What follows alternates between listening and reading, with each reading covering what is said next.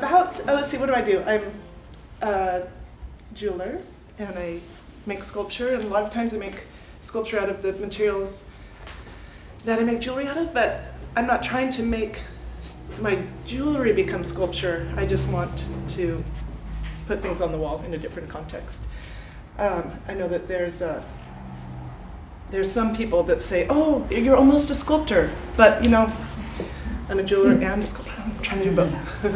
Anyway, at about 2006, I think, let's see, let me step back for 1 second. I grew up moving around a lot, about every 2 years, and we lived overseas and got, from Idaho to Holland when I was a little girl, and then to Colombia when I was a teenager. So I've been in some weird places, but then to always go back to Idaho was kind of weird's not maybe the right word for it, but it was comforting, but then politics-wise, it was always really whitewashed.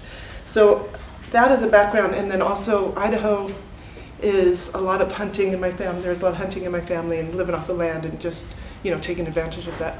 I am not afraid of owning a gun or anything like that, but responsibility comes with that. So in about 2006, I was with a friend that was going target shooting at the range, and I thought how interesting it would be to take the reticle or the lenticle, I think there's a few little vocabulary words about that is in the scope, and they're beautiful little crosshairs, and I thought how jewelry-like they were. So I think the first one I made is Next Door, and then the piece on the cord by, that Cheryl Berenson loaned. I thought how funny it would be to be a moving target, to be vulnerable, but then also, come get me, kind of that sort of two sides of the coin. So that piece is called Target Practice, and this one. And the smaller piece is a single moving target, kind of the whole series. So I've made 10 or 11 of those.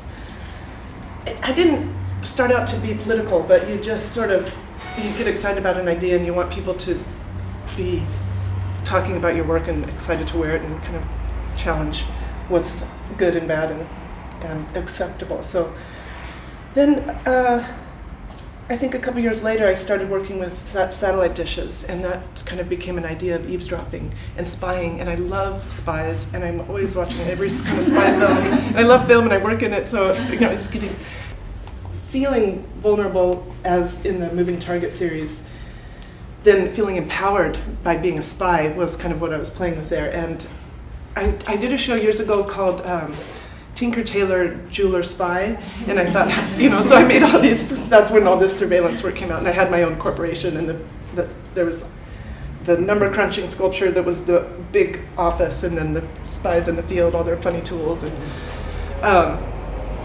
so that's where that is coming from. And then last year I had an exhibition at Bellevue Arts Museum, and they invited me to do a solo show, and that was pretty exciting. So I didn't go the spy direction, but I went the space direction. So I made a spaceship that you could walk in, and it would it was called the Atomic Exfiltrator.